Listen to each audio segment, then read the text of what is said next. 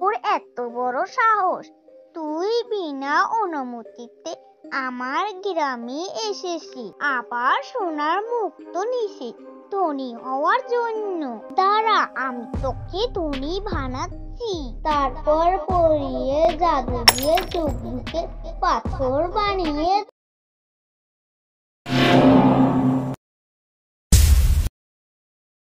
একটি বনে টুনি আর টোনা বাস করত। টোনা অনেক গরিব ছিল। টোনা নৌকা চালিয়ে সংসার চালাতো। টোনা, এখন তো ঝড় তুফানের দিন, বেশি নৌকা চলায়ও না, অল্প চলায়ে বাসায় জলদি করে ফিরে এসো। ঠিক আছে টুনি, আমি অল্প নৌকা চালিয়ে বাসায় জলদি করে ফিরে আসবো। এখন তাহলে আমি নদীতে যাই। ঠিক আছে টোনা, তাহলে যাও তুমি। টোনা টুনিকে এই কথা বলার পরে টোনা যায় নদীতে নৌকা চালাইতে। পারুল, তুমি কোথায় যাবা? আমি আমার মাসির বাড়ি যাব। চুপু কাকু, তুমি কই যাবা? আমি আমার মেয়ের বাড়ি যাব। বহুদিন ধরে যাওয়া হয় না তো, অনেক ফোন করেছে, সেজন্য আমি আমার মেয়ের বাড়ি যাচ্ছি। যজ্ঞু আর পারুল এই কথা বলার পরে তখন সেখানে টোনা আসে। আর টোনা যজ্ঞুকে বলে, যজ্ঞু দাদা, আমি এসেছি, এবার তাহলে নৌকায় চড়ো। গাছে টোনা, আমি এক্ষুনি চড়ছি। তারপর পারুল আর যজ্ঞু নৌকায় চড়ে ওপার যায়। পারুল আর যজ্ঞুকে ওপার নামিয়ে দিয়ে আসার সময় হঠাৎ করে ঝড় তুফান হয়। ওরে বাবা, কি ঝড় বৃষ্টি রে! আমার বউ আমাকে ঠিক কথাই বলেছিল, আমাকে বেশি নৌকা চালানো মানা করেছিল, আমি শুনি নাই, সেজন্য আজ আমার বিপদ হলো। টোনা এই কথা বলার পরে হঠাৎ ওখানে জোরে একটা হাওয়া হলো।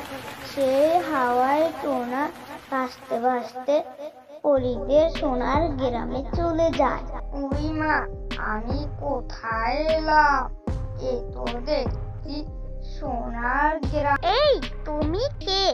এখানে আসার সাহস তোমার কি করে হলো? আমি হলাম সোনার পরী। পরী, আমি এখানে ইচ্ছে করে আসি নাই। নদীতে তখন অনেক জোরে একটা হাওয়া এলো, আমি ভাসতে ভাসতে এখানে এসেছি, আমাকে ক্ষমা করে দাও পরী। ঠিক আছে, আমি তোমাকে ক্ষমা করে দিলাম। তাহলে একটা শর্ত আছে, প্রতিদিন এখানে আসতে হবে আর আমাদেরকে কাজ করে দিতে হবে। ঠিক আছে সোনার পরী, তুমি যেই শর্ত দিয়েছ আমি মেনে নিলাম। আমি এখানে প্রতিদিন আসবো আর তোমাদের কাজ করে দিব। এভাবে টোনা পরীর এখানে কাজ করে আর অনেক টাকা আয় করে। টোনা, এতদিন তুমি কই ছিলে? কই থেকেই বা আসলে? টুনি টোনাকে এই কথা বলার পরে টোনা টুনিকে সব কথা খুলে বলে। টুনি, এখন আমাদের কোনো চিন্তা নাই, আমরা ঘর নতুন করে বানাবো। টোনার বাড়ি এত তাড়াতাড়ি ধনী হলো কি করে? এটা তো টোনার বাড়ি না।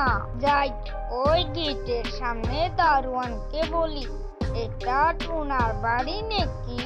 দারোয়ান, এটা কি টোনার বাড়ি? হ্যাঁ স্যার, এটা টোনার বাড়ি। তখন যজ্ঞ মনে মনে বলল, হঠাৎ করে টোনা ধনী হলো কি করে? এর রহস্য তো আমার জানতে হবে। যজ্ঞ এই কথা দারোয়ানকে বলার পরে সেখান থেকে চলে যায়। টনি, তুমি বাসায় থেকো, আমি পরে সোনার গ্রামে যাচ্ছি। টোনা টুনিকে এই কথা বলার পরে যজ্ঞ আড়াল থেকে থেকে এই কথা শুনতে পায়। ও তাহলে এই ব্যাপার। টোনা সোনার গ্রামে গিয়ে ধনী হচ্ছে আর আমি বসে রয়েছি। আমিও আজকে যাব সোনার গ্রামে। যজ্ঞ তখন আকাশ দিয়ে উড়ে উড়ে সোনার গ্রামে যায় আর একটি সোনার মুক্ত নেয়। এই তুই কে? এখানে তুই কি করে আসলি? আমি যজ্ঞ। আমি ধনী হওয়ার জন্য এই সোনার গ্রামে এসেছি। তোর এত বড় সাহস! তুই বিনা অনুমতিতে আমার গ্রামে এসেছি, আবার সোনার মুক্ত নিছি ধনী হওয়ার জন্য। দাঁড়া, আমি তোকে ধনী বানাচ্ছি। তারপর পরিয়ে জাদু দিয়ে যজ্ঞকে পাথর বানিয়ে দেয়। হাই বন্ধুরা, এই গল্পটি দ্বারাই বোঝানো হয়েছে যে কারো বস্তু প্রতি লোভ করতে নেই। Hi guys, I am Ozida. I hope everybody is fine. Please watching my